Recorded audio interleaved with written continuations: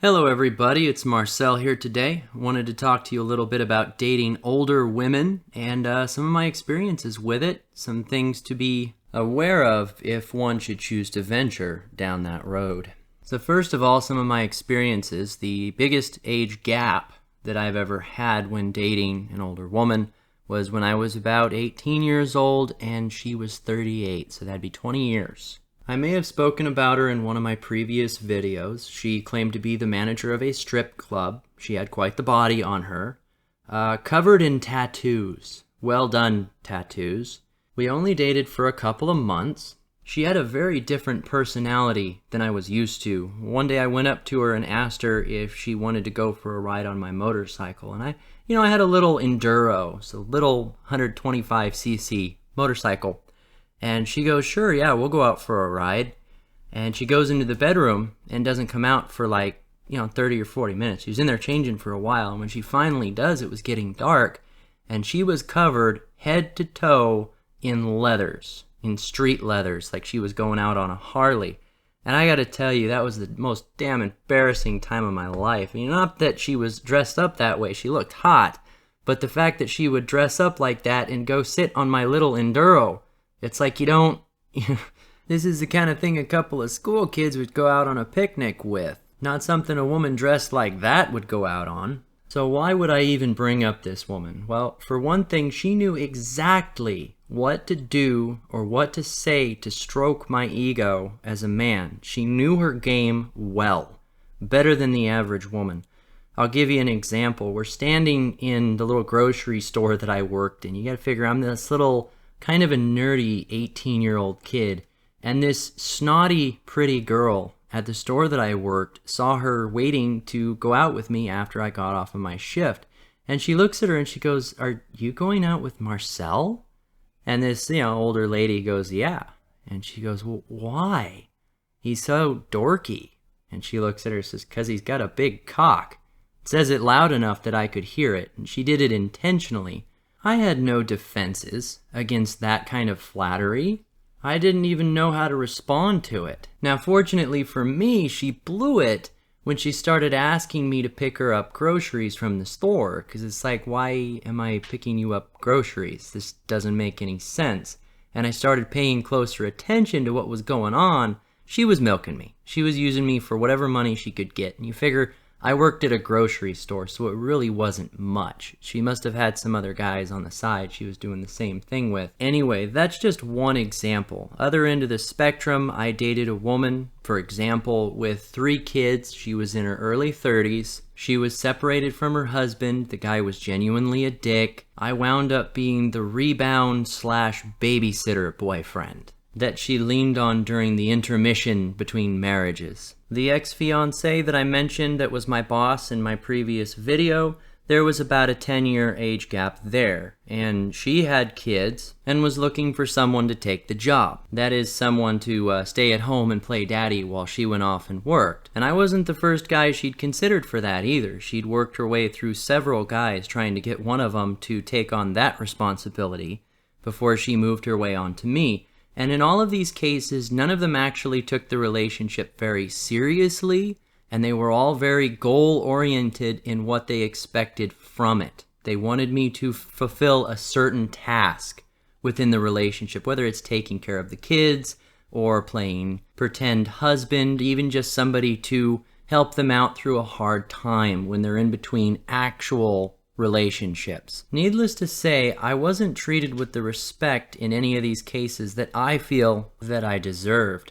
But granted, hindsight's 20/20, right? I didn't feel that way at the time. So some things to keep in mind before one were to consider dating the older ladies out there is between the ages of 30 and 45, when she hits the wall and her reproductive organs are starting to shut down. I mean, that's just nature. It happens. They're getting to the age where they really want to start considering whether or not they're going to be able to have kids, or maybe they already have them. They've been through a few husbands already. Is that they're going to be at that range where they're going to want to settle down. They're going to want to attract a guy in that can take the job, kind of a nice blue pill beta male, fill that slot in the household, somebody they can depend on. They're getting kind of where the makeup isn't working as well anymore, so they're going to try and get the best guy they can. Nature kicks in. That home building mentality got pushed off a little bit too long. Finally, they realize, oh shit, it's time. I'm going to settle down. How likely is it that these young, impressionable guys that just maybe want to get laid or want to have a good time, aren't that experienced, are going to come along, and these women are going to have that experience to know exactly what to say, how to please the guy to where he's going to be happy and thinking everything is perfect. They're going to latch onto him and hold onto him tight and not let go. The claws will have sunk in deep. So here's some things to remember. The thought that she already has kids is not security that she won't want more. If you've already got 3 or 4 kids, adding another is not a huge thing, and it's just enough to catch a guy permanently, right? Secondly, if she doesn't have kids, odds are at that age she's going to want them. Furthermore, something to consider is, granted, yes, they usually are a lot better at what they do, but that comes from experience, and experience equates to mileage. Then there's the possibility of coming across a 35-year-old virgin, and I would be asking the question, why? If it's even true, why is it she couldn't get a relationship for 35 years? Was she that deep in an office, or does she have something going on that no guy would want to get near her? Something to consider. And then you got the concept of befriending them to kind of keep the younger girls at bay, basically compete them against each other to where the young girls won't bother you as much. One of my viewers mentioned that a few days ago, and you know it's a good point. It's going to be less likely for the younger ones to bother you because they'd go chase them off. One thing I would caution about that is, though it is an option, the potential for them causing problems is just as much as if they were any other woman.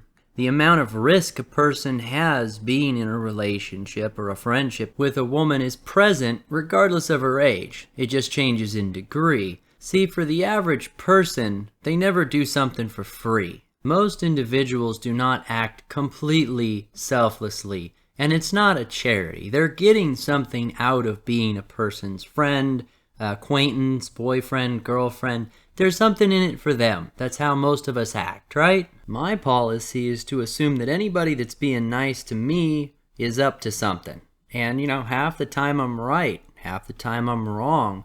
But I'll take the chances to err on the side of caution any day. Overall, some rock-solid advice that I would give to anyone is when you're looking at a potential relationship, don't settle. Consider everything together when you're judging whether or not you should be with that person. Don't just look at personality. Look at the quality of life you're going to have with them. How much are you sacrificing to be with that person? What are you giving up? Are you giving up an entire future? Are you taking on half a dozen kids? Consider that, because it's the rest of your life that you're looking at with that individual. And if they have kids, that is part of them. You don't get to push them aside. When you get into a relationship with someone, take any argument against the idea of wearing condoms or worrying about getting pregnant or birth control as a massive red flag.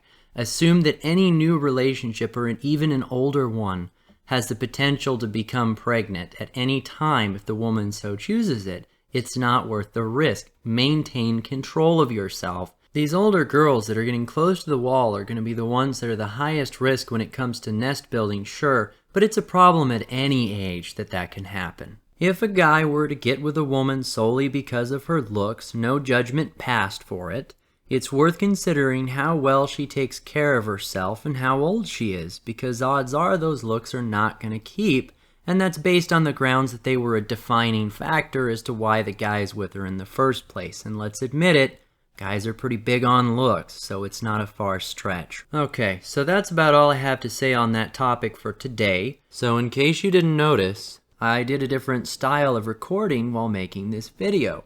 A bit more free form, a little less editing. Let me know if it works, if you like it. If you don't like it, let me know then too. I'll go back to the style I was doing before. This should come across a little faster pace, more natural, and I can produce faster content this way. So hopefully it works. As for the topic, let me know if you agree, disagree down below, and if you want to hear more like this, like and subscribe.